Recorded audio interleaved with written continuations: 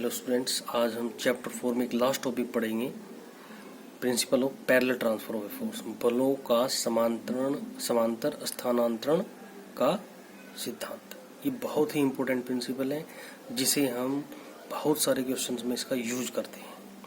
यदि हमसे ये समझ में नहीं आएगा तो हम इसे नहीं कर पाएंगे। इसके अंदर क्या है, जैसे आप यहाँ पर ये वाला फिगर देख रहे हैं, एक फोर्स है बिंदु ए पर लगा हुआ है एफ ऊपर की ओर। इसमें इसका सिद्धांत क्या है, दृढ़ पिंड के किसी बिंदु पर मूल बल के परिमाण के बराबर समदिश समांतर बल तथा आघूर्ण द्वारा स्थानांतरित किया जा सकता है। मूल बल को आएगा यहाँ पर, मूल बल को परिमाण के बराबर। जैसे हमारे पास बिंदु ए पर एक फोर्स एफ लग रहा है, इसी फोर्स को हमें दूसरे बिंदु बी पर स्थानांतरित करना है।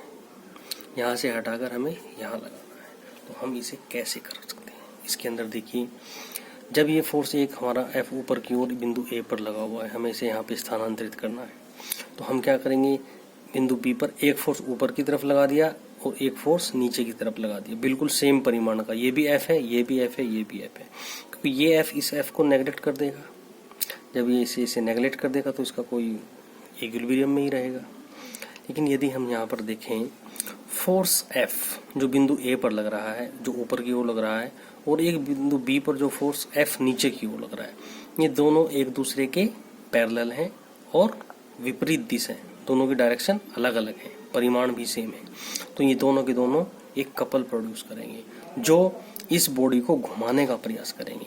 ये देखो, क्योंकि इसे ये इधर को घुमाने का प्रयास करेगा, ये इधर को, तो ये इसे क्लॉकवाइज घुमाने का प्रयास करेंगे।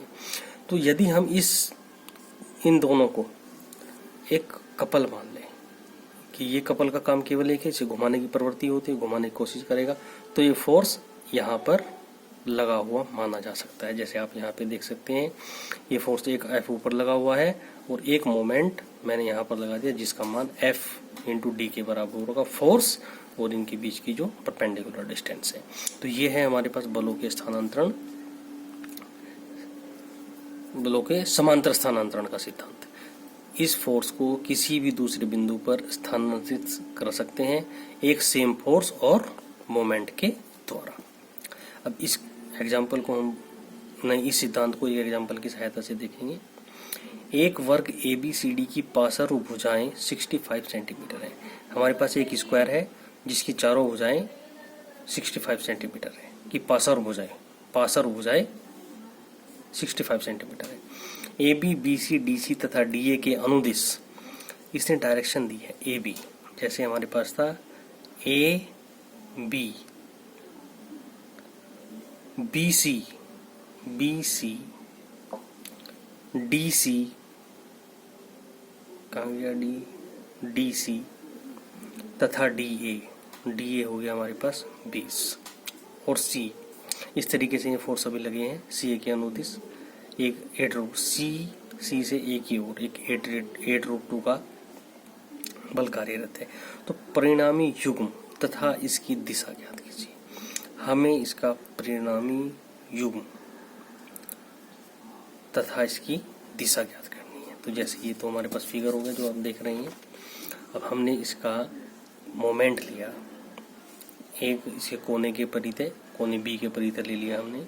कोने B से जो BC है और AB है वो तो यहीं से होके जा रहा है, तो इसलिए 5 इंटू 0 हो जाएगा। इसमें परिवर्तन करूंगा क्योंकि यहाँ पर हमारे पास फोर्स लिखा है इसने AB, तो यहाँ पे ये गलती से हो गया हुआ शायद मुझे लग रहा है। तो ये फोर्स, इसकी डायरेक्शन इधर नहीं आएगी, ये डायरेक्शन यहाँ आएगी A से B की ओर।